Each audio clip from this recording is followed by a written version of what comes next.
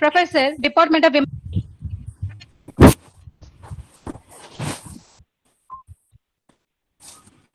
Dr. Murugeshwari? Yes, ma'am. Yes, ma'am. Dr. Murugeshwari, Yes, ma'am. please, Good afternoon to all. for a few minutes, please. Yeah. On behalf of Department of Women Studies, Kaveri College for Women, Regional Association for Women Studies, and NSS Kaveri College, we welcome once again. I feel very happy to introduce our Honorable Vice Chancellor. Professor Manishankar has a versatile experience for over 30 years at university level and 2 years at the college level teaching. He has teaching experience in the field of organic chemistry, green chemistry, electroanalytical chemistry, and polymer chemistry. He was contributed in various capacities, academic, administrative, and honorary positions, like particularly in Alagappa University, coordinator in charge Department of Biotechnology, Alagappa University Men's Hostel Warden, Director Distance Education, Dean Industry and Consultancy, Dean Research, Syndicate Member for the period 3 years from 2013 to 16, Dean Faculty of Science, Member Finance Committee, Chairman Research Advisory Committee, Member Standing Committee for Academic Affairs, a member of Syndicate Subcommittee for Purchase, Chairperson School of Chemical Sciences, HOD Department of Industrial Chemistry, member Board of Studies of many institutions, particularly universities and colleges, member collaborative program and subcommittees. And he was also the convener Departmental Research Committee, Departmental Purchase Committee, and other committees. His major research interest includes synthesis of novel nano-conducting polymers, copolymers, and composites, development of highly sensitive sensors for pollutants, development of dye-sensitized solar cell effluent and wastewater treatment, and green synthesis of biologically important organic compounds. Has completed 12 major research projects funded by DST New Delhi, ASCT New Delhi, UGC New Delhi, and AURF to the tune of rupees 190 lakhs. He is currently UGC BSR Fellow. He is also a mentor for UGC PDF. He was the coordinator for DST, PIST, and UGC SAP for the Department of Industrial Chemistry to tune of rupees 125 lakhs and DST POS for university to the tune of rupees 700 lakhs. He was also department coordinator for DST POS program first phase. He has completed 6 consultancy projects for particularly BHEL Trichy, DRDL Hyderabad, and DNRSP Chennai, and brought around rupees 30 lakhs. He has supervised many masters and MPhil dissertations. He has guided 32 PhD scholars, and currently he is guiding 4 PhD scholars. He has published nearly 234 research articles in international and national journals. He has presented 226 papers in international and national conferences. He has very good citation index for his publications, and his present H index is 32. He has authored 2 chapters in books and edited 4 books. His work for the treatment of distillery effluent was cited in Science Base. He has developed a method to identify the certain important components in the primer, which is now used by the quality control section in the BHEL plant at Trichy, and plenty of money and the time is saved by the plant. He has already established excellent research links with universities and institutes within India, and also established international research collaboration in UK and Korea. His contribution in the field of environmental and polymer chemistry is substantial, and the contribution is significant in the context of present day affairs and need. Has traveled widely across the globe in connection with international conferences and discussions, particularly in China, Hungary, Netherlands, Japan, UAE, and Thailand. Has organized several national and international conferences, seminars, and workshops. He is serving as a reviewer of prestigious international science journals. He is also a first recipient of Alagappa Excellence Award in Research. He was now awarded UGC BSR Faculty Fellowship. He is the life member of various science associations. After serving as head of the Department of Industrial Chemistry for more than 10 years, he is retired from service on 30th June 2017. Then he was UGC BSR Faculty Fellow in the same department for 6 months. And his contribution, particularly in Bharatdasan University, through his continuous effort, the university has received A+ grade from NAC in the year 2019. He is very supportive to Women's Studies Department, not only to Women's Studies Department, to all the departments under the university control, affiliated colleges and constituent colleges, and he is more concerned about the students' welfare, faculty, and non-teaching staff. So on the whole, he is also a committed and dedicated teacher and researcher. With this brief note, I request sir to deliver the inaugural address for the one gender education program. So thank you for this opportunity. Thank you, Professor Thank you, Manimegalai. Thank you, ma'am, for your nice introduction. May I now request our Honorable Vice Chancellor of Badass University, Dr. P. Manishankar sir, to render the inaugural address of this one-month national level online gender sensitization program. Welcome you, sir. Thank you. Thank you, Professor Manimegalai, Professor Murugeshwari, and Dr. Neela for Thank you, sir. welcome and introductions. Most respected today's keynote speaker, Professor Susila Kaushik, co-founder, UGC Capacity Building for Women Managers in Higher Education, and former director, Center for Women Studies, Delhi University. Respected Dr. Rita John, Professor and Head Theoretical Physics, University of Madras, and Vice President RAS. Professor Manimegalai from Bharatdasan University, the Director, Dean of Faculty of Arts, and Director for Center and Department of Women Studies. And respected Dr. Mrs. V. Sujata, the Principal, Kaveri College for Women, Tiruchirappalli, and other dignitaries who are in the list, and BDU family members and participants. A very good afternoon to all of you. At the outset, I extend a warm and cordial welcome to today's keynote speaker, Professor Susila Kaushik, and Dr. Rita John, who is going to give the special address. And it is my pride and privilege to appreciate, congratulate, and thank the Department of Women's Studies under the leadership of Professor Manimegalai and her team, and Dr. Mrs. V. Sujata, the Principal, Kaveri College, and other organizing members for organizing this wonderful gender sensitization building program, a month-long program on gender, society, economy, and polity. So it's really a wonderful program, and we have to eye-open many of the things by building the capacity of many people. The gender inequality holds back the growth of individuals, the development of countries, and the evolution of societies. The overall objective of gender equality is a society in which women and men enjoy the same opportunities, rights, and obligations in all spheres of life. Although there are more women than men in the labor market, more women than ever in the labor market, because the today's scenario is like this. In those days, when you look into those days, the equality is less, but because of the various agencies, they are continuously propagating this gender sensitization programs. Because of these programs, now it has come down. There is no doubt in it.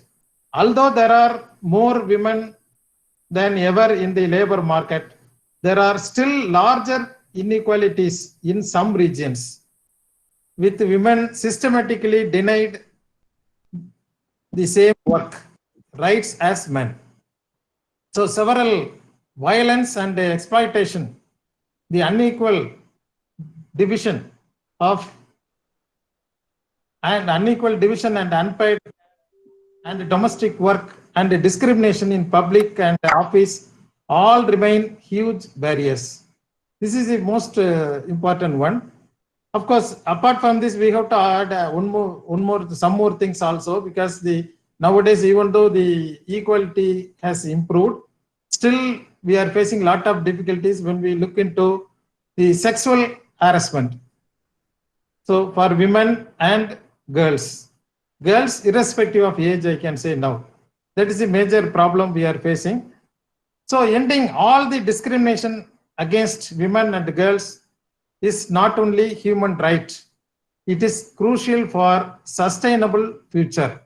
So if you want to have sustainable development, economic development, so definitely the equality should be there.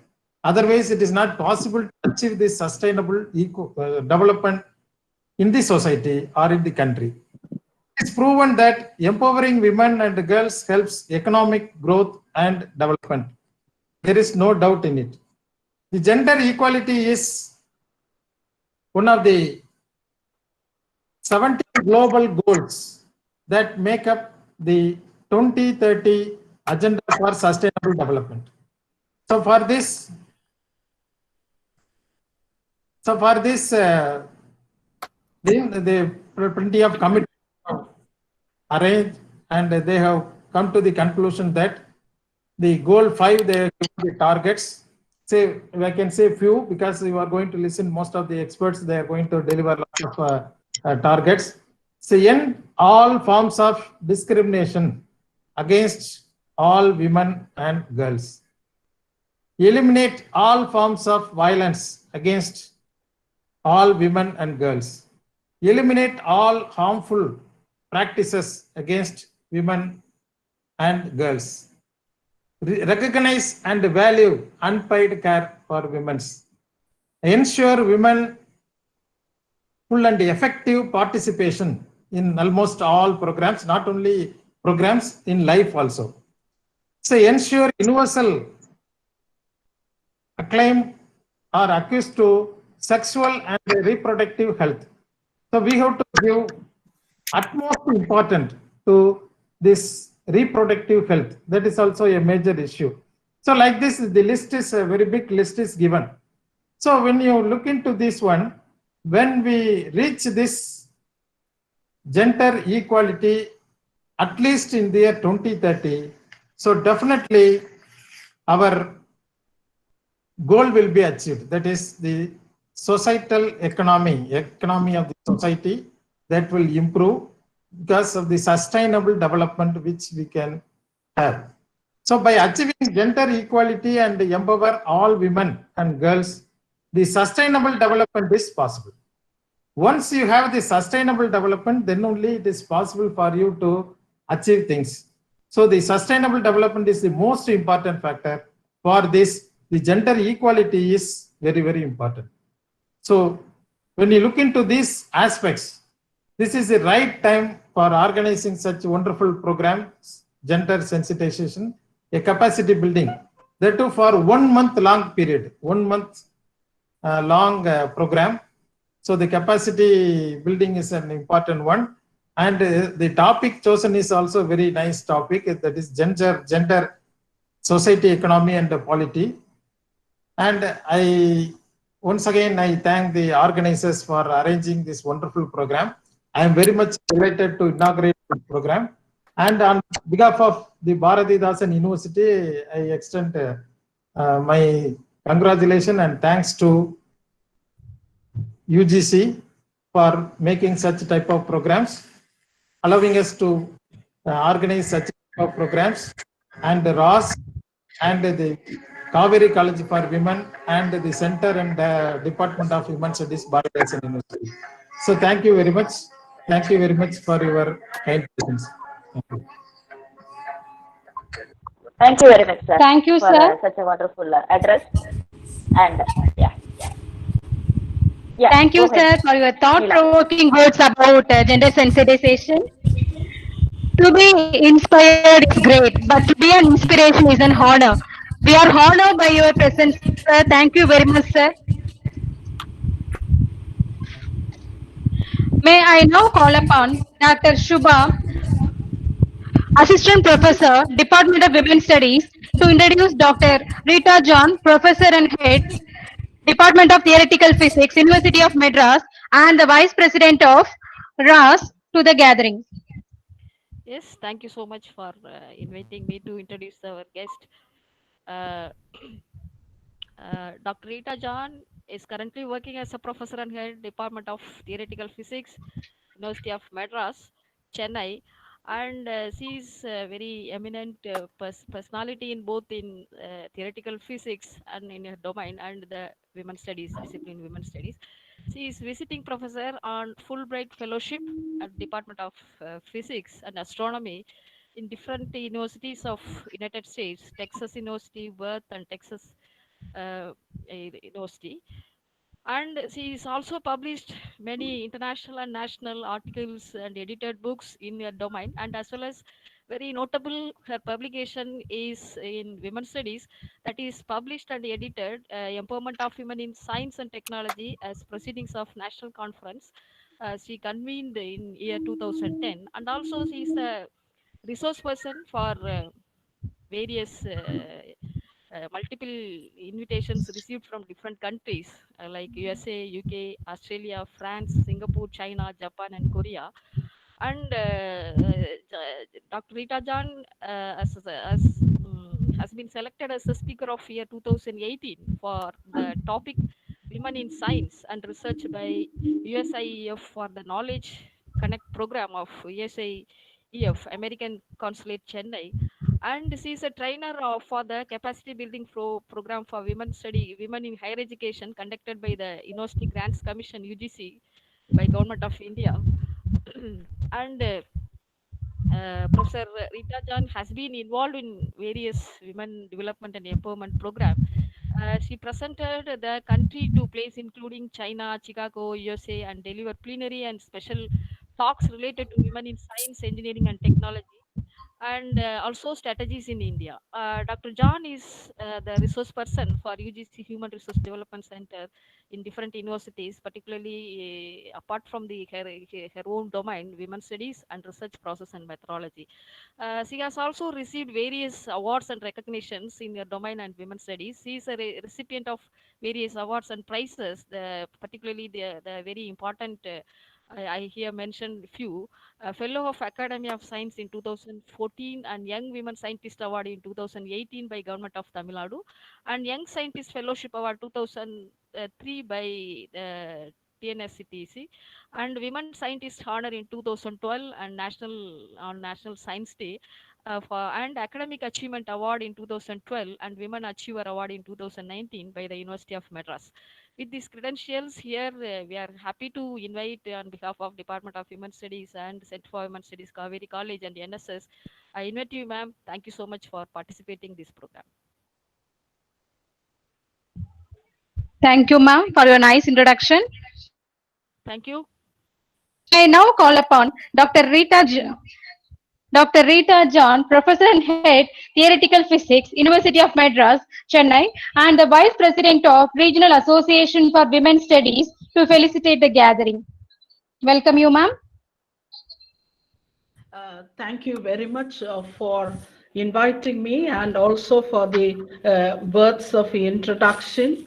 And I would like to first of all acknowledge the presence of Honorable Vice Chancellor. He has been so supportive from the expressions and also the important things he mentioned about gender equality or equity, and also getting rid of the harassments against children and women. And he also said these type of programs should be encouraged. So on behalf of all the women here, I would like to thank you, sir, in the first place. You're really a gender sensitized person, and it's our privilege to have you as vice chancellor of one of our state universities. And then I would like to also acknowledge the presence of our mentor, I should say, Dr. Sushila Kaushik, the brainwave behind this program, capacity building for women managers in higher education. So I've been involved in this program, at least associated with this program for the past 10 years or so. And in the initial stages, they were all identifying people, and I was one of the persons identified by the team, Dr. Sushila and her team, and they meticulously trained the people and equipped us to train others. And I'm very, it's sad that we are not having that program anymore. But when Professor Manimegalai asked me to, to be a part of this program, I said I would do it, and I will take a class on STEM. That is science, technology, engineering, and mathematics, and how we should sensitize women and promote them in this area of STEM. And then to my surprise, she called me to be a part of this inaugural function, and so it is my privilege to share the dais with the veterans like our Vice Chancellor and Professor Sushila Kaushik. And and since you are going to have a 1 month program, and you are going to have different experts from various domains in the cross section related to the topic, I'm not going into the topic, but at the same time, I would like to say it's an excellent topic thought of by UGC and also adopted by Bharathasan University, especially Professor Manimegalai. And she, of course, she is one person who does a lot of programs and to people in different walks, and not only in academics and outside the academic and outside the university premises. And this is an excellent topic to talk about the gender, society, economy, and the polity. And science would be integrating all these subjects. So today, without science and technology, even this kind of a forum and online presentations would not be possible. So, and therefore, this is an excellent topic. And before talking a few more words for maybe 1 or 2 minutes, I would like to acknowledge one important fact that even though I'm called a vice president of ROS, due to my visits abroad and other engagements, I could not attend DC and EC meetings in the past, at least for the past couple of years. I'm away from ROS, and I'm not very active part of ROS in the recent past years. But still, Dr. Manimegalai thought of me. Thank you, madam, for inviting me and also giving me opportunity. And I'm able to sense the presence of Dr. Sugantha from Lady Doe College and Dr. Chandramati from VOC College, and these are the people who really worked towards the fulfillment of vision of people like Dr. Sushila, the capacity building for women managers. Okay, so on behalf of ROS, I would like to, that is Regional Association for Women's Studies, I would like to appreciate all those who are involved in conducting this 1 month program, and I would like to encourage all the participants. So please don't take it light. Every single topic. So when you listen, it's just a lecture. And when you work on the assignments or the group activity, it is only an activity for you. But as you proceed further, as you try to move up in the academic ladder, you would certainly find all these components just coming up, popping up in some situation or the other, helping you to face the challenges confidently. So this is what is the experience of many of us in the past few years by doing this kind of associated move, this kind of integrated move among the women from various institutions certainly should help each other. And so I want to tell the participants that you have chosen the right thing to attend this program and take up this course for 1 month. So on behalf of ROS again, and also the other members, the president of ROS, and Dr. Tavamani, she is also another veteran and former principal of Etharaj. She has empowered many women students. So in her absence, I just want to welcome all of you and appreciate all of you, and on behalf of all the ROS members, and continue this integrated move. So just a few words as a felicitation. The first question is the capacity building is essential. So you may think I'm already a PhD in my own discipline, and I'm going to teach only mathematics. I'm going to teach only history. I'm going to teach only geography, and I'm already equipped, and I know it. I have published papers, and I am a veteran in that. So you may think, so most of the time we women think we are veterans in this particular my field, and I know to manage my families. But sometimes we get into problem and we are not able to balance. But sometimes we don't even know there are also other domains where we need to gain or build our own capacity. So this capacity building program would definitely help the women to multitask. So women always multitask. We all of us know and all of us agree. There's no second thought about it. But how efficiently we multitask. In efficient multitasking, we need to improve ourselves. We need to definitely, build our capacity for efficiency and also delegation of work and how in advocacy. So these components coming into this course will certainly help us to build our capacity in various other domains, which would help us to multitask and also help us to have a comfortable sail forward.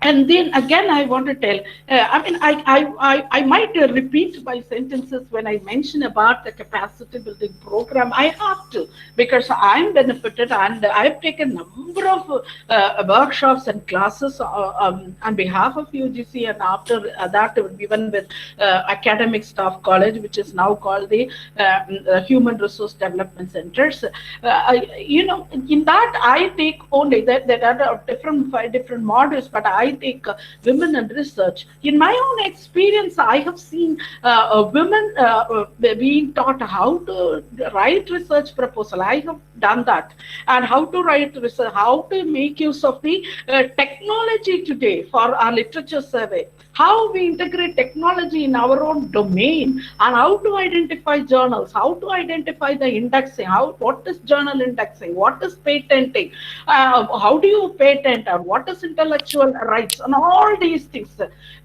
Definitely many were benefited, many could proceed with their research. That is the kind of capacity building we were all talking about, and certainly these components would be included. I think Dr. Manimeghale would have definitely included these components in the course, and you're going to be really benefited. And now I just want to say, technology, please put your hands in that. And today we are talking about artificial intelligence, big data management, and machine learning. That is very important. That's not for computer science people alone anymore. It's going to be for the society and people like us who are going to use science effectively and take the data and prepare the questionnaires and integrate it, and also have integrated modules for our analysis, qualitative, quantitative analysis, and take this artificial intelligence and machine learning and the data process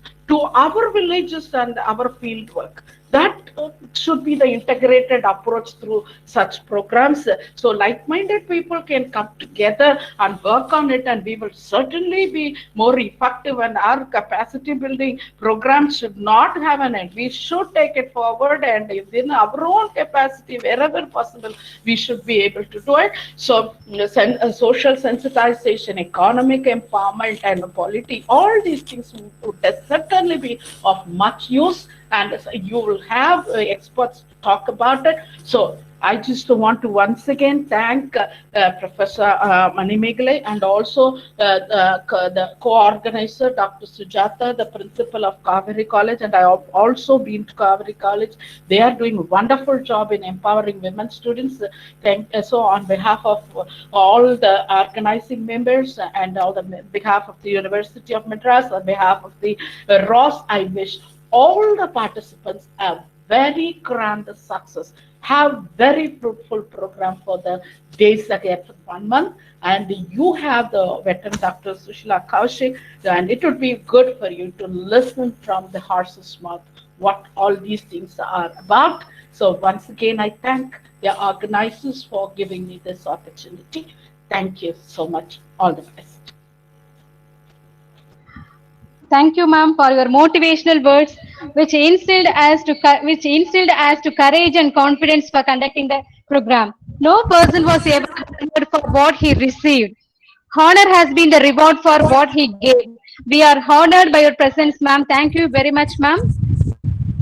Thank you. I'm privileged to be here. Thank you. Thank you, ma'am. May I now call upon Dr. Shugantha Ramamurthy, Treasurer of ROS, to introduce the keynote speaker, Professor Sushila Kaushik, co-founder, UGC Capacity Building for Women, Managers in Higher Education, and former Director, Center for Women Studies, Delhi University, to the audience. Thank you, ma'am.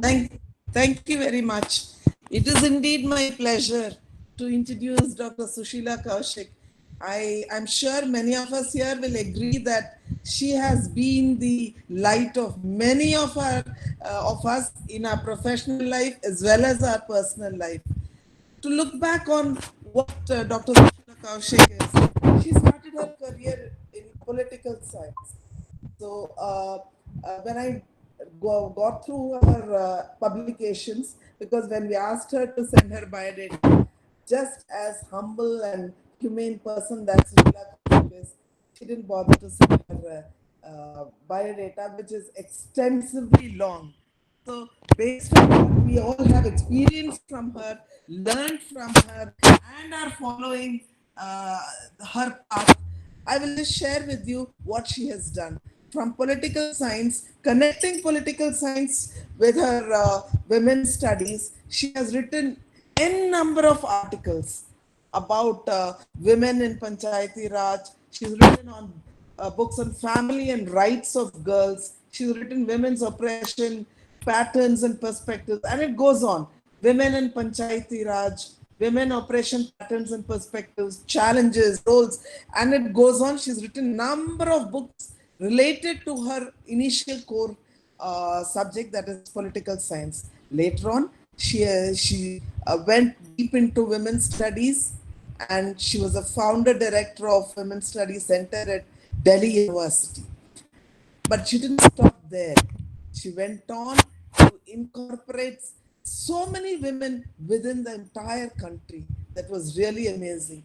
The capacity building program.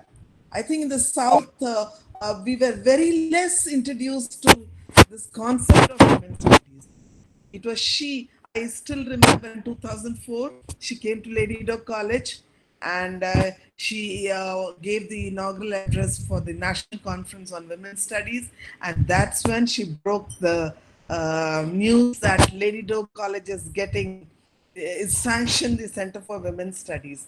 I'll never forget that day when she was announcing on the stage.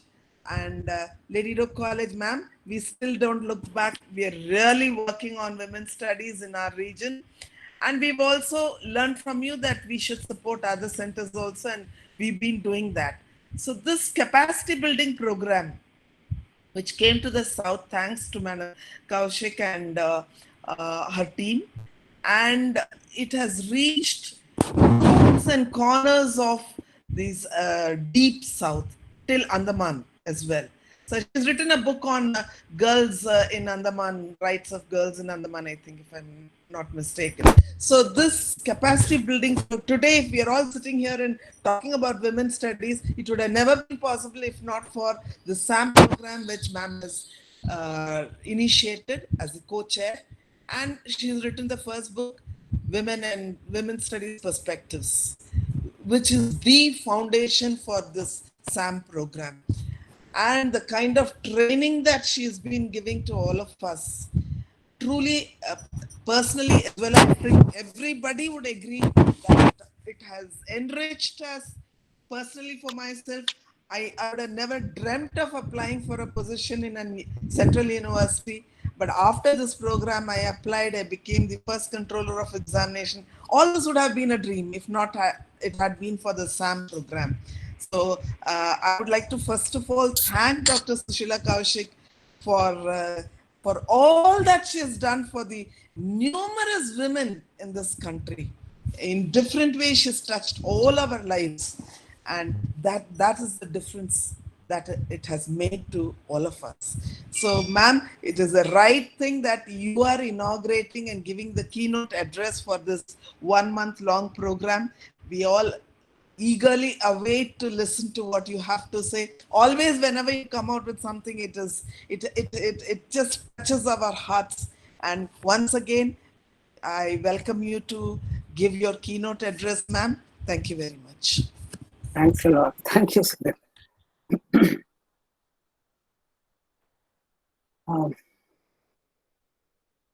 Shall I start straight away? Hello? Ma'am, Are you able to hear? Go ahead. ma'am, thank you, ma'am, for your nice introduction. Go ahead, Neela. Yes, ma'am. May I now request Professor Sushila Kaushik, co-founder, UGC Capacity Building Program for Women, Managers in Higher Education, and former Director, Center for Women Studies, Delhi University, to render the keynote address. Welcome you, ma'am. Thank you. Thanks a lot. I've been waiting for a long time because I have been teaching for 40 years or more than that. 40 regularly, formally, officially, and then for another 20 years unofficially, informally, as and when I'm called. So for me, the question of lecturing is something which is old dream come true. But before that, let me just thank and address the Vice Chancellors of Bharathidasan University. So I heard you right now. Let me say something. Bharathidasan University has been lucky. I have interacted with almost all the Vice Chancellors of that university in one capacity or other, maybe as the member of the advisory committee and others. And I've always envied them because they are having like a very good Vice Chancellor who has been very energized and as well as putting a lot of effort himself and then encouraging others to put equal amount. I think my battery is running low. I also am very happy to see Dr. Sujata here. I have worked with her in the past. I visited her college many times on her invitation, where she held a lot of workshops and very many other activities. So I'm very thankful to COVID in a way, because what we could not do otherwise, COVID is making us do it by this technological means. Because otherwise you have to worry about financing, how to put up things, where to call them, where to put them up, all types of things which requires money. And Sujata has been always very helpful on that point. But we still cannot be taxing her. So at least by this new method, I'm able to see her. Above all, I'm very, very thankful to Mani Mekle. Mani Mekle is a very, very old friend whom I discovered when I took a keen interest to see what my old city is doing. My old city is Trichinopalli, where I was born, where I studied, where I did my up to my degree graduation. So I always look forward to what is Trichy doing. Even today in the COVID outcomes and data, I don't look forward to, but with a very trepidation, I just say I hope Trichy is not suffering from this. So Trichy being my homeland, I'm very happy I came across Mani Mekle and came to know that she's the director of the Women's Studies Center. Ever since, I've been following her, whatever she's doing, wherever she's going, wherever she's coming. Even if she goes to Northeast and Assam, I follow her there. I met her there in Guwahati. So I'm very happy that I'm able to come and meet all of you again, at least virtually, in this particular workshop. And appreciate what all she has been doing in the past few years, by way of few years, many years in the field of women's studies. Of course, my old friend Suganta, as well as Rita John, are always there. We are associates, we are friends, though my age gap between them is enormous, but we are moved around always like we are friends, equal peer groups, and sharing all our problems, all our ideas, and maybe sometimes even personal matters. But I'm very happy that I'm meeting all of them once again here in this workshop. So I'm particularly thankful to Bharatidasan University Women's Studies Center and its director for making me participate in this, enabling me to meet all of you. The occasion may be there, but still it is a very personal one. Now we are talking about in terms of gender sensitization, the old word, but a word which still requires some sort of a definition, some sort of a methodology, some sort of an approach, some sort of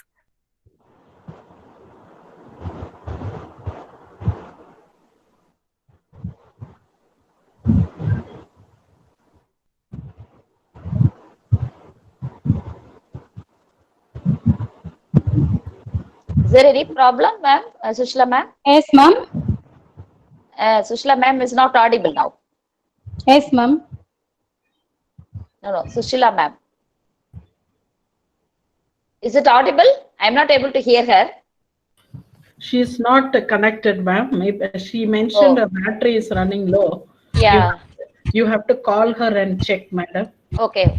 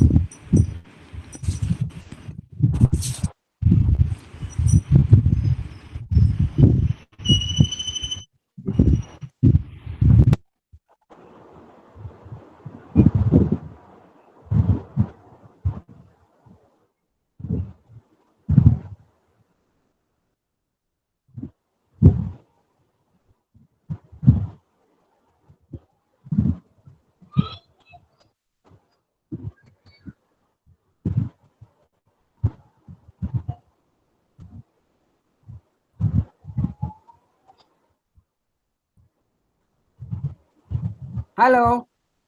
Yes, ma'am. You are audible, Yes, ma'am. sir. Okay. You can Okay. start. Yeah. All that personal stuff is gone. Now I'm going to officially. Namely, I'm sorry, the laptop ditched me a bit. We are talking about gender sensitization, which sounds, it could be interpreted in many ways by many persons, even including in terms of a social work or some sort of social activity.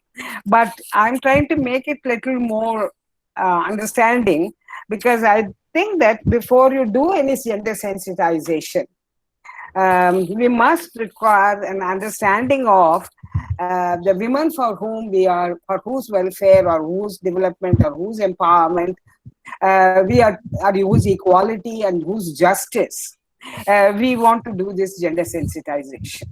So this particular stuff, we can have it only when you understand a bit of the origin and the present position of the women in our society or in any society or all over the world.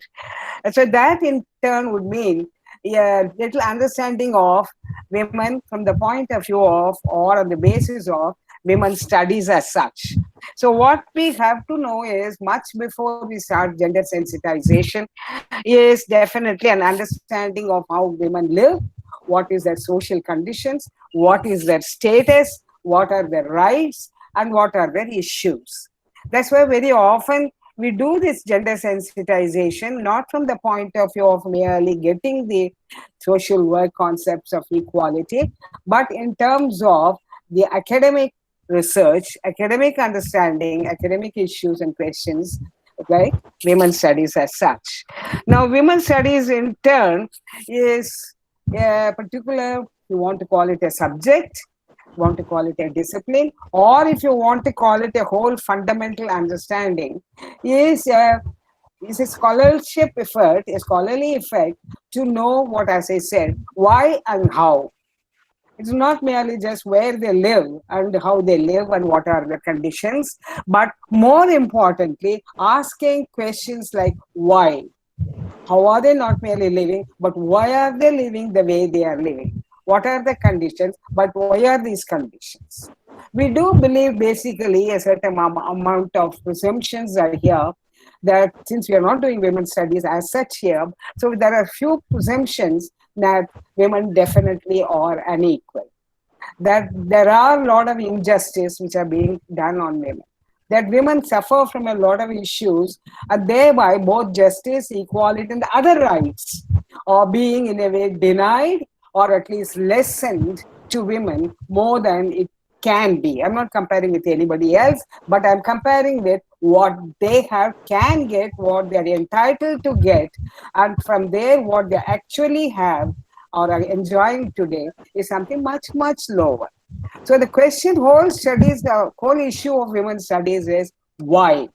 Why are we having the present position of women as it is?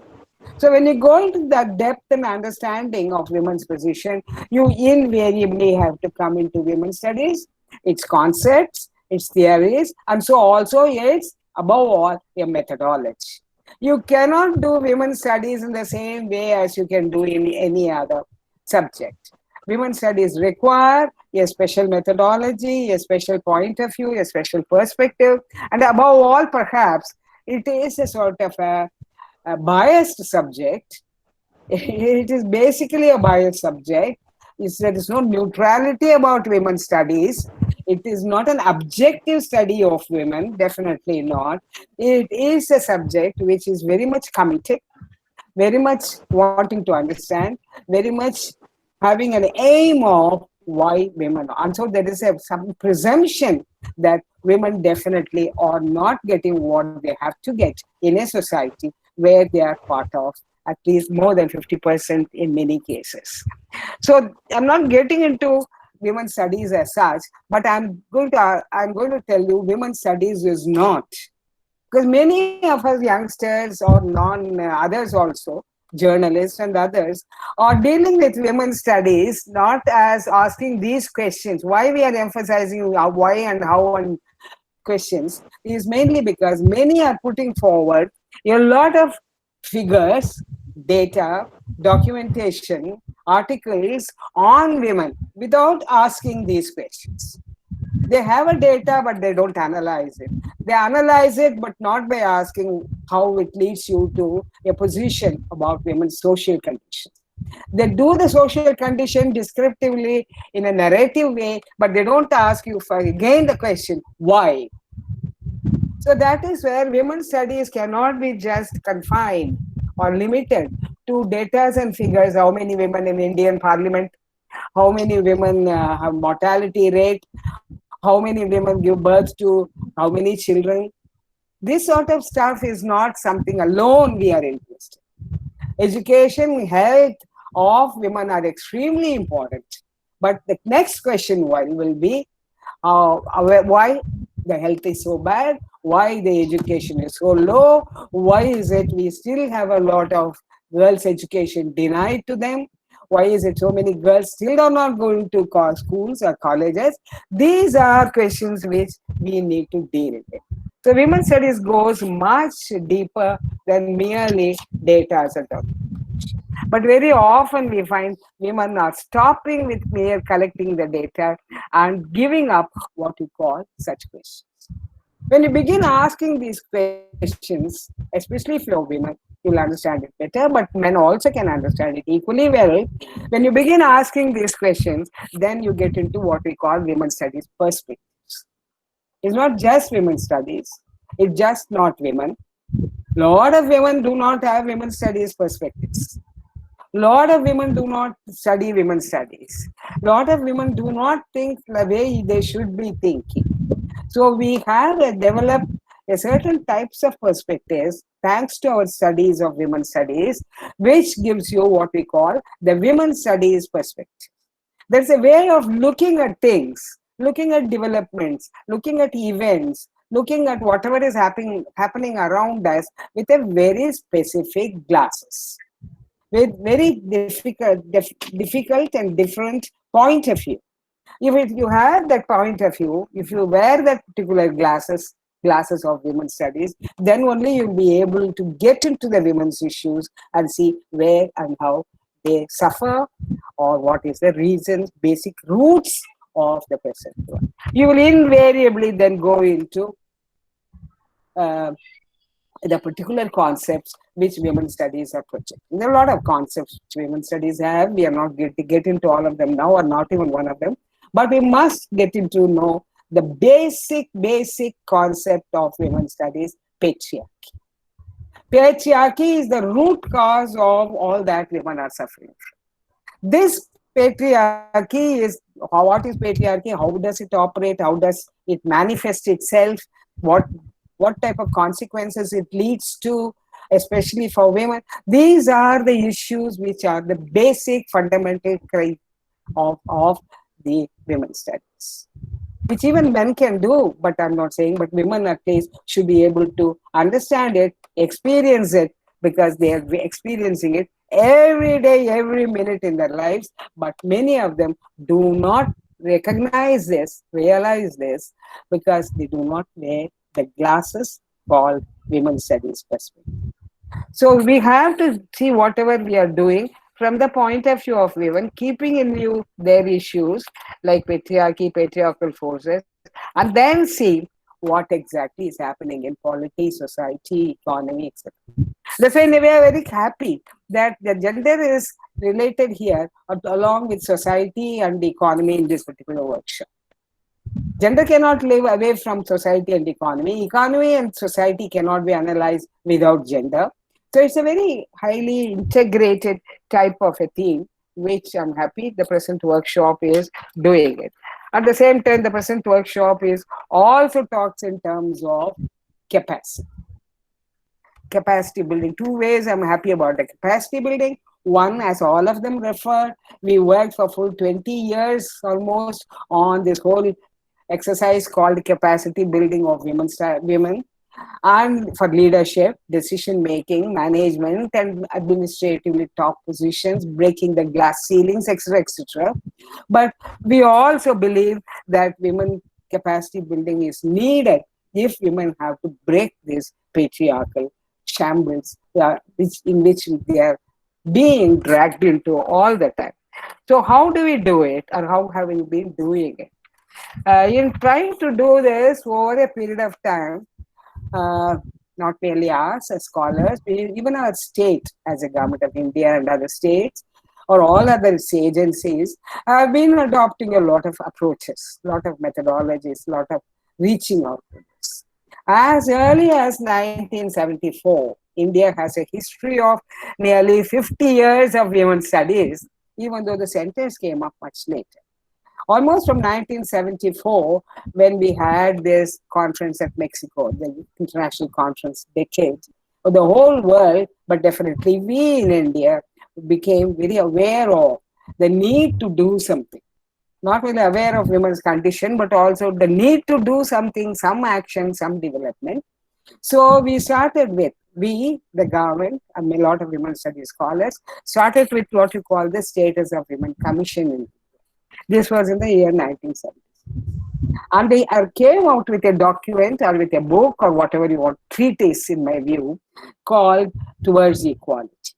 That Towards Equality volume really gave us the foundation for the whole women's studies development in this country. But and it led to, in the 1976, the first national education policy. These are some of our milestones. First education policy, national education policy, where the policy clearly defined women's studies, devoted 2 to 3 paragraphs to it, worked out the terms of references and the action plan for it, by which what we had was the beginning of a women's studies centers in about 5 universities in India, very soon developed and moved further towards 179 centers all over India. These women's studies centers were identified as ones which will start, work, and lead the country, both educationally and socially, to understand the women's studies perspectives and move further. So with the result, we started with this approach, that we have to have separate women's studies separate women's study centers, separate women's research, separate funding for research, separate publications, separate funding for publication, seminar, think of whatever you want, or social work or community action, whatever we want to do, extension, training, in all various aspects of education and elsewhere, we have to identify, focus on women. We started in 76. Our impact was felt on the 5-year plans. And so the 5-year plans of India also, this is the economics is coming in. The 5-year plans of India also began reflecting this special focus on women. The 5th 5-year plan specifically gave a special section on women, chapter on women. They talked in terms of schemes like IRDP, Dwakara, and many other types of schemes, so that women can be identified, women can be brought together, women can be given specific schemes, women can be given income of their own, based on an understanding that what are the various limitations women have, including economic dependency and lack of income, that IRDP really concentrated on the giving some sort of a self-employment program, some sort of an income through women. I'm not getting into details because they will all be part of subsequent schedules. At the same time, they also recognize patriarchy. That patriarchy will not allow a single woman, or she doesn't have the power in a village setup as a single woman to do anything. So they put the women together and started another scheme called Dwakara, where at least 10 or 20 women will join up together, form a group, and then work collectively to produce something and then sell it in the market, make some money, and have some economic independence at home. Either independence or at least some sort of a strength at home. So we had this, and following which, everywhere we had women, women, women. Right? All sorts of events came up, all sorts of movements came up. Reservation issue came up politically, and a lot of women worked on the reservation, saying that women should have positions in the parliaments and state assemblies, women should have positions in the committees and commissions, things like this. So that came the next Beijing next conference of Women's Decade, the Beijing Conference in 1995. There we again talked in terms of women's participation.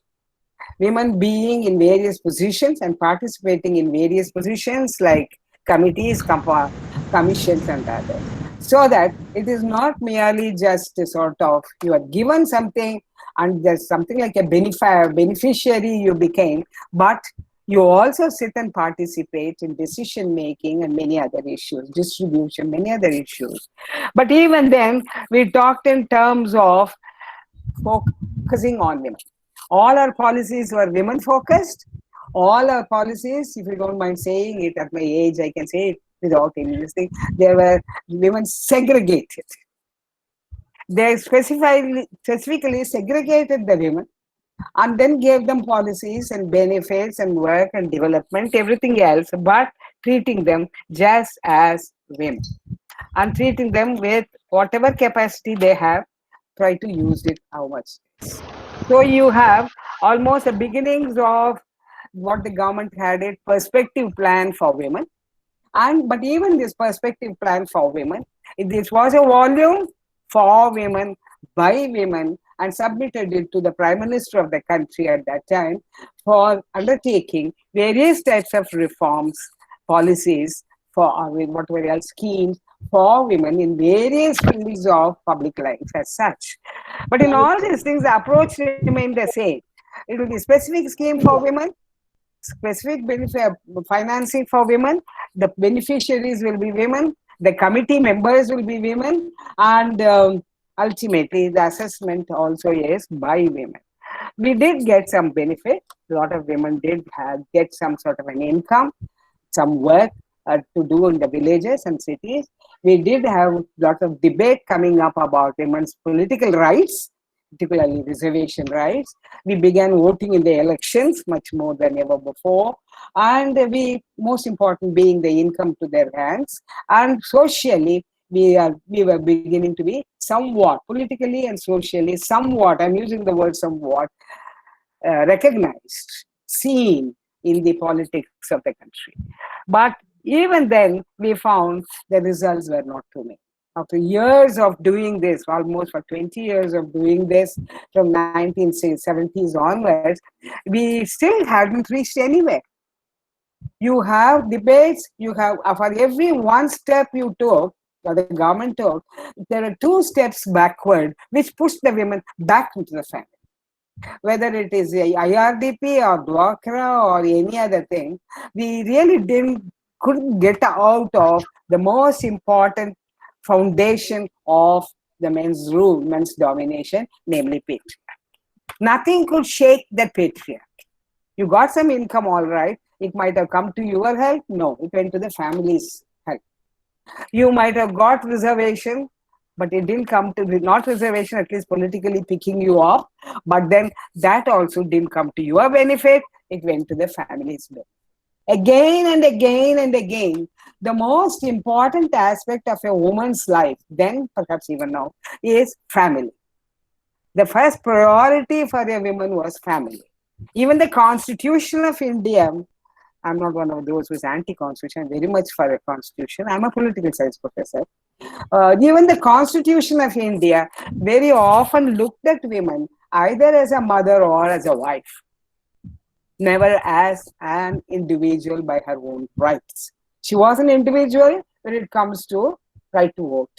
But when it comes to exercising the same, exercising all the policies, benefiting from all the policies, the family, her role as a mother, her role as a wife was dominant. There were many, many critiques of India's legal outfit. Almost all the laws start with that assumption, ends with that assumption.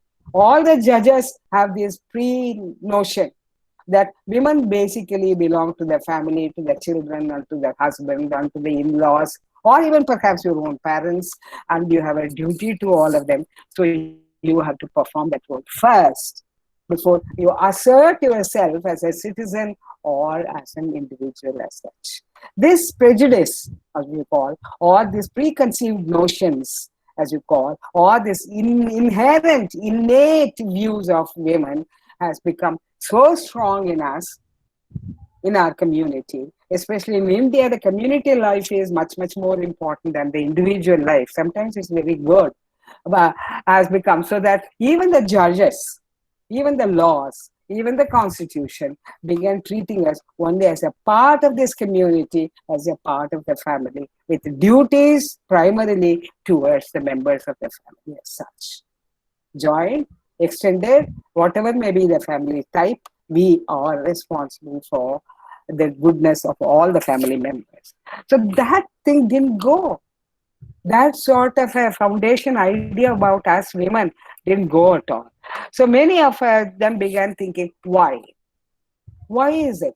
Then they found, and also we found, particularly because we are all educationists, we found that when we started the women's study centers, or still continue with that even now, the one experience all the directors had all over India was, if they organize a seminar, only the men, no women come, no man turns up. I'm able to see a couple of men's faces here. I'm very, very happy about it. And I always count the men in a workshop, not the women in the workshop.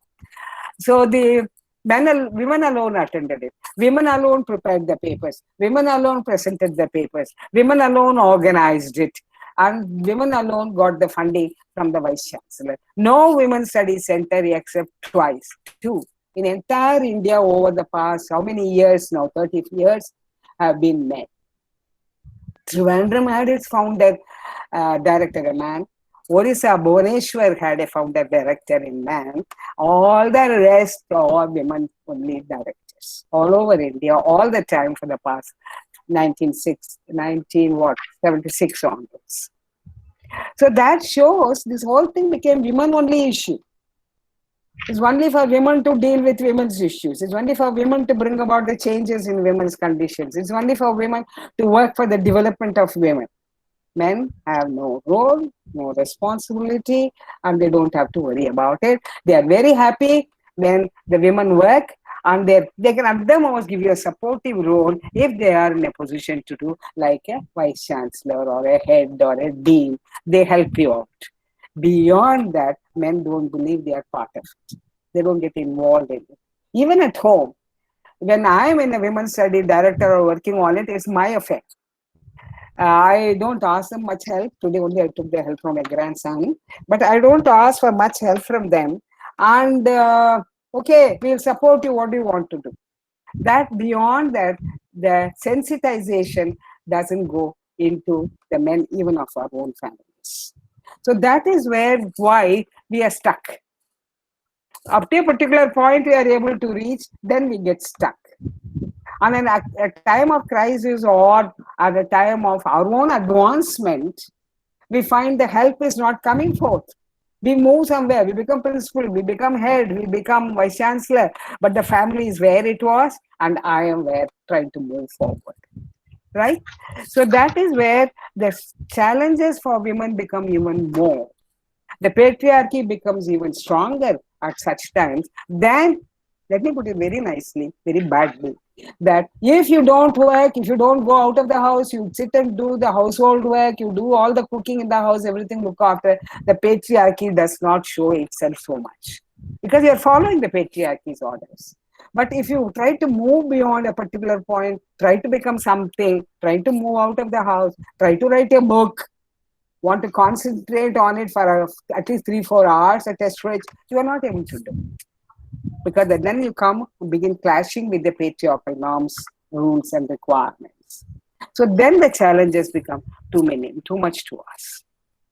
That's where the women began talking in terms of mainstreaming the women's issues rather than merely keeping it to women as such. So you find, for instance, in the 2000 BG+5 platforms, or it's the experience not merely of Indian women, so don't feel we in India are very backward. No. It is experience of women all over the world, including those whom you think modern or look modern or move modern.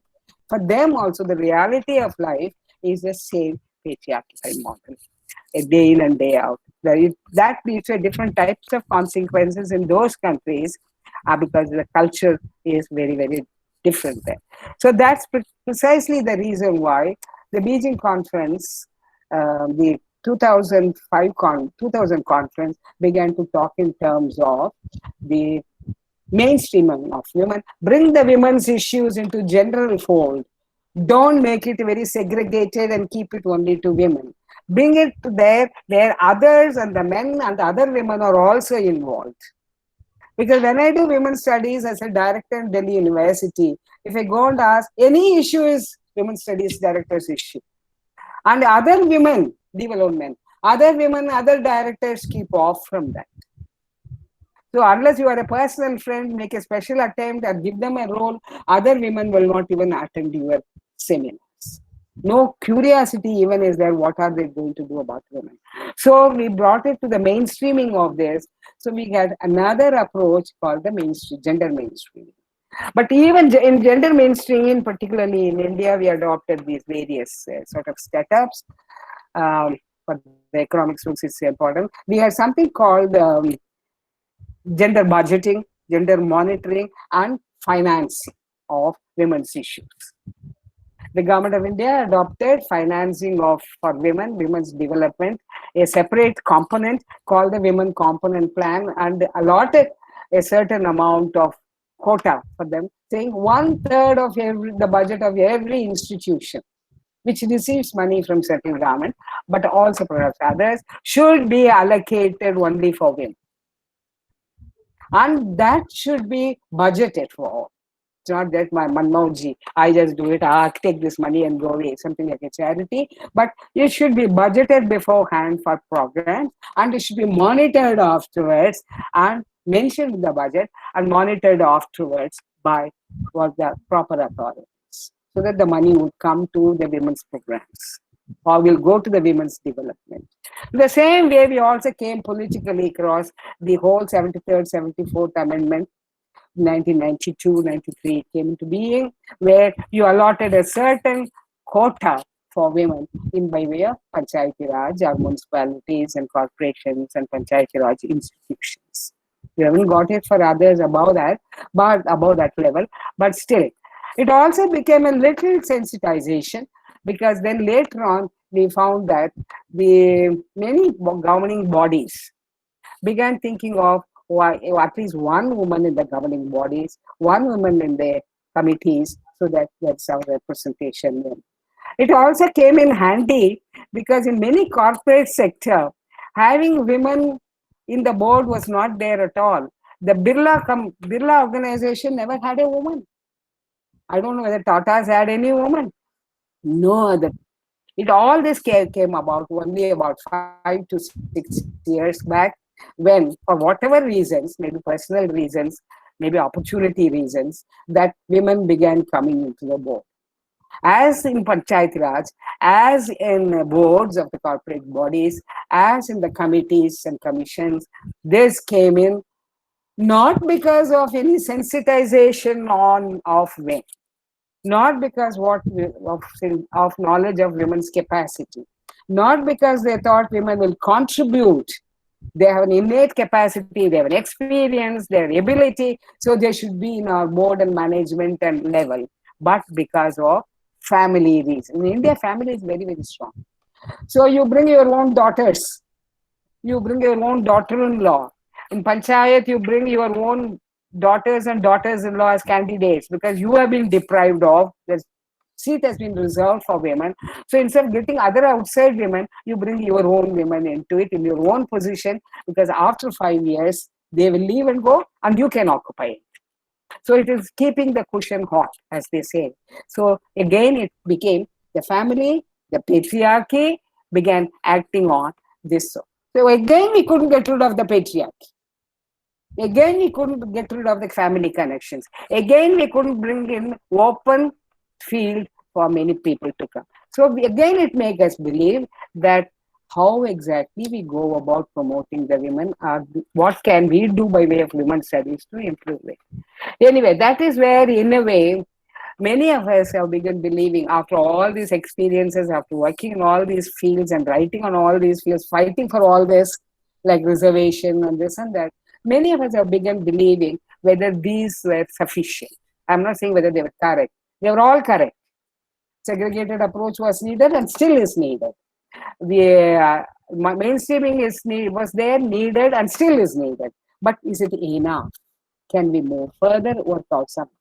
So we talk in terms of integrated understanding of reality, integrated way of bringing women and men into all the various issues. Somebody referred in the morning also, integrated society, integrated with polity, integrated with economy, integrated with science, integrated with any other types of medical, many other professional institutions, and don't keep women for only women's studies as an approach or as an object, as a goal.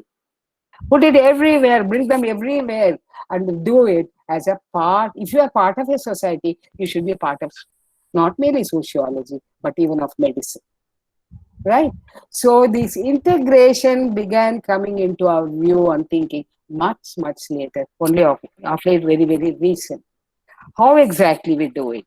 One of the things, I'm coming to an end, I don't know the time, I lost it because I lost my computer for a while. The one way of doing, I'm cutting short, is doing it with a methodology. The methodology is gender sensitization.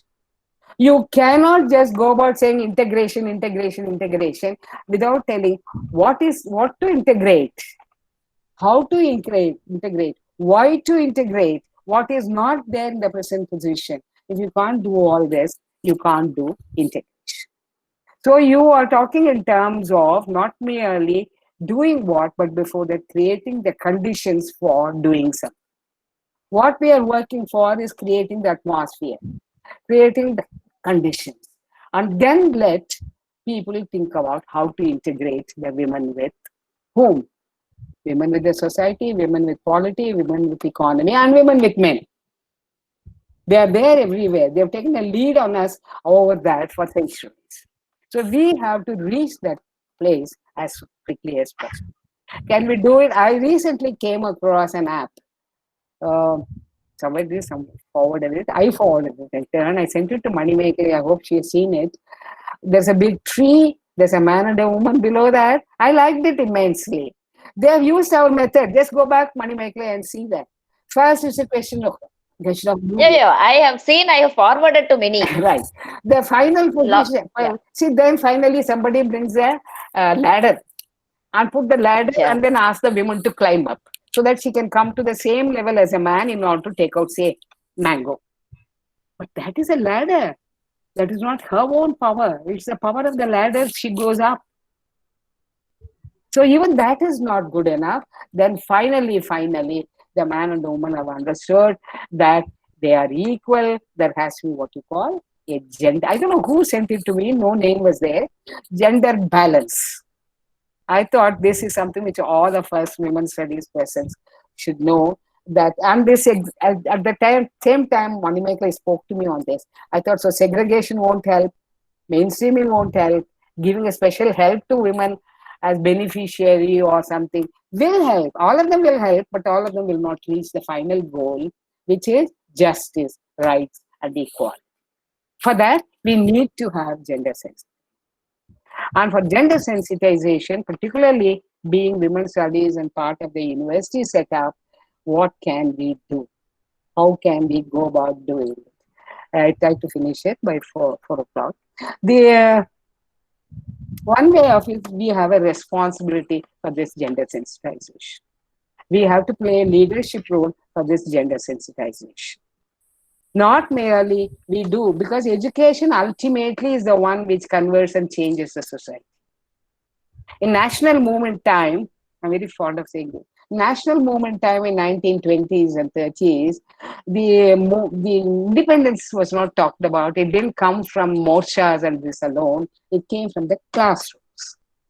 Journalists and teachers in the classroom, ordinary teachers in ordinary classes in their own mother tongue, need not have a Shakespeare, their own mother tongue began talking about Gandhi and national movement and nationalism, British colonial rule in their own way.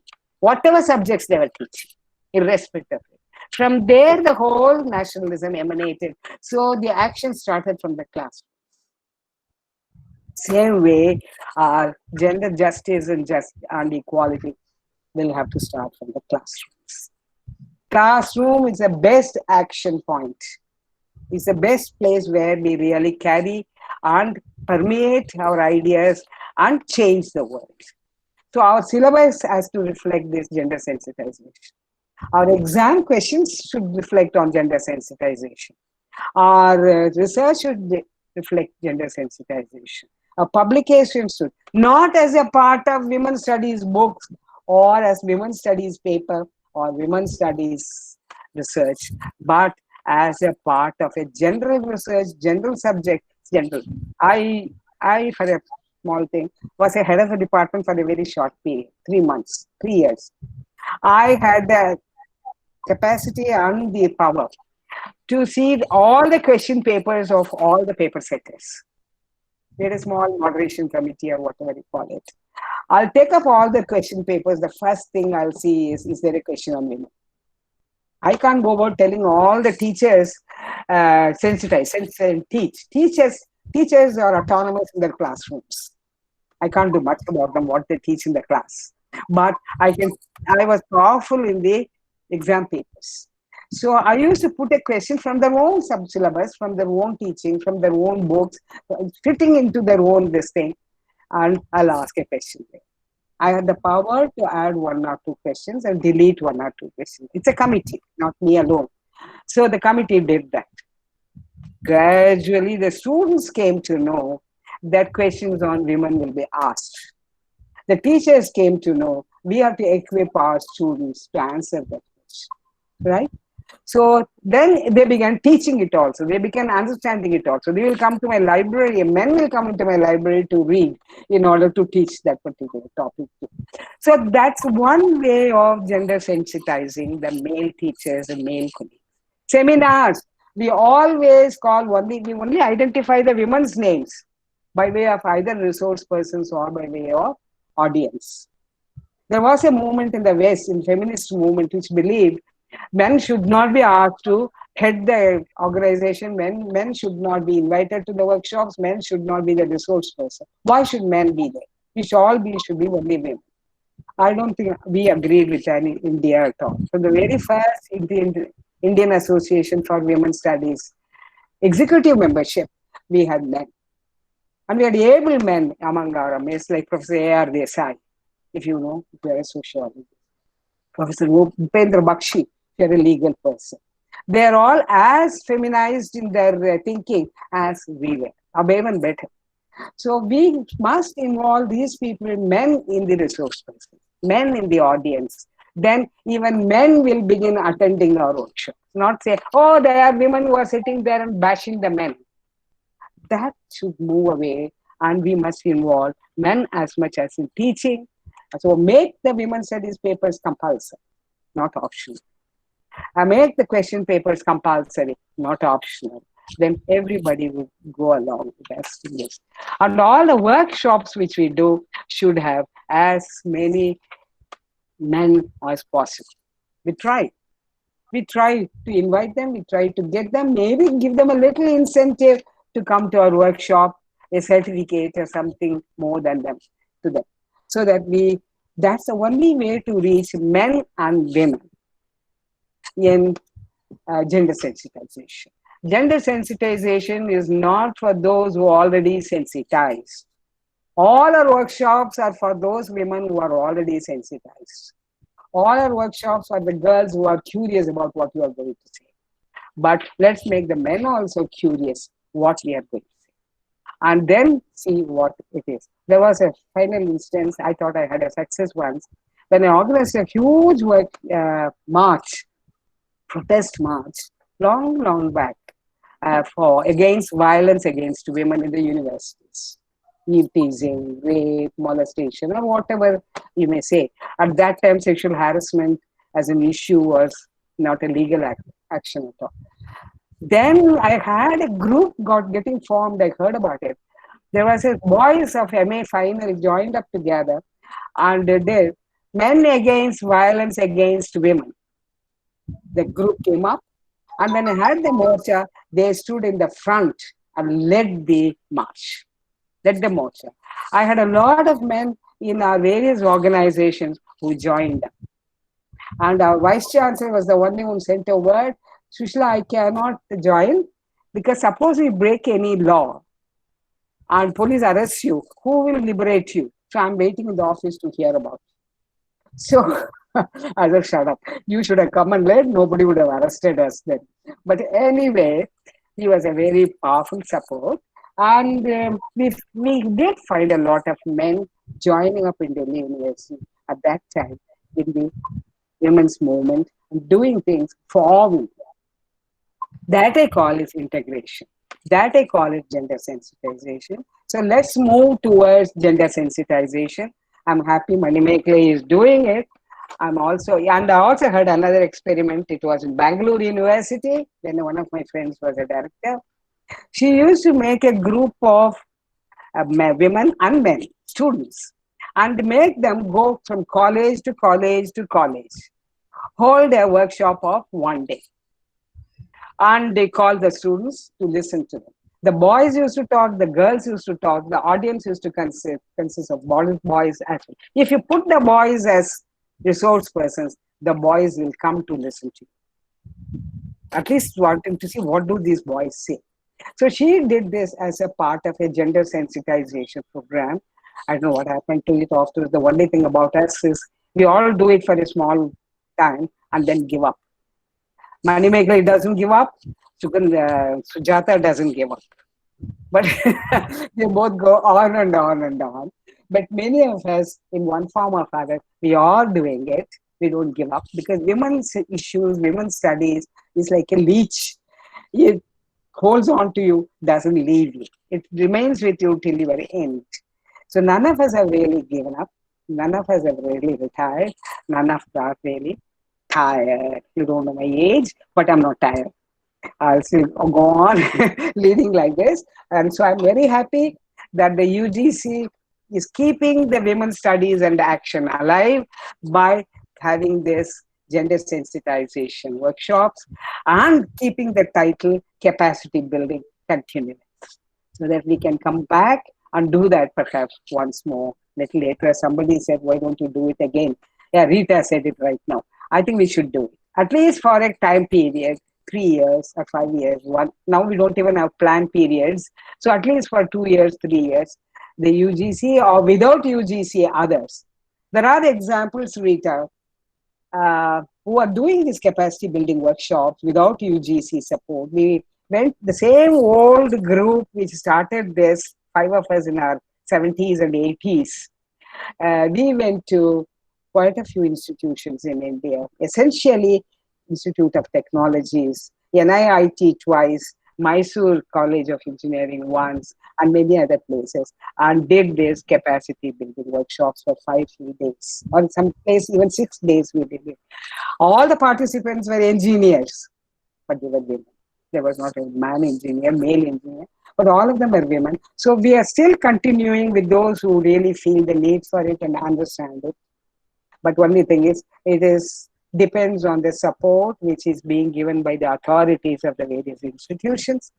I hope more will come over and more of you, because very soon I don't even know whether I'll stand up for 5 hours and do it, but we all want you to come up and do this. Because that particular workshop not only did gender sensitization, but it also brought the people who are doing the gender sensitization to the top decision-making level, like Sujata, so that they can further spread it among others, right? That is the purpose of that workshop. Thanks, Manimegle. Thanks a lot. Thanks, Sujata. Thanks, my old friends and new friends. Thank you very much. That was a wonderful discourse. Thanks to Bharatidasan University for making me come back mentally and virtually to Trichy and to my old topics. And Thank you. Look forward before I go from this way. Before I go, I'll be able to visit Trichy once again and participate in the activities. Thank you. Thanks. There are many friends in the chat box. They are all appreciating for meeting you virtually. Shobha Shinde is there. Many capacity building program participants are all present, and they were very much appreciative of the half an hour or 45 minutes discussion. And Dr. Neela, please. Thank you, ma'am. Thank you, ma'am, for your mind-blowing words. As Mahatma Gandhi rightly said, keep your thoughts positive because thoughts become your words. Keep your words positive because words become your behavior. Keep your behavior positive because behavior becomes your habits. Keep your habits positive because habits become your values. Keep your values positive because your values become your destiny. Yes, ma'am, we are filled with your positive words. We are really honored by the presence of such a down-to-the-earth person as our key speaker. Thank you very much, ma'am, for your presence, for gracing this occasion. Thank you, ma'am. Thanks a lot. Thank you. So I also take this opportunity to formally thank, and of course, Dr. Sujata is there. But this was, of course, it appears very old for you, but for the participants, it was a very coherent presentation of what has been there, and different approaches we have been adopting to integrate women's studies into the mainstream or whatever. But only thing that, as you rightly pointed out, we keep taking this forward throughout. Wherever the scope and time are there, we just take it up. And I fully agree with you that patriarchal rigidities do present there in every step towards, as you pointed out rightly, that if you forward one step, there are 2 steps backwards. So with these limitations, we do work and only look for, I mean, at least this present generation is really coming out, and you had your own experience long back, but now really students are coming and participating, and they are contributing. So we take that, capitalize that particular aspect, and we try to move forward. And now over to Madam Sujata for the formal vote of thanks.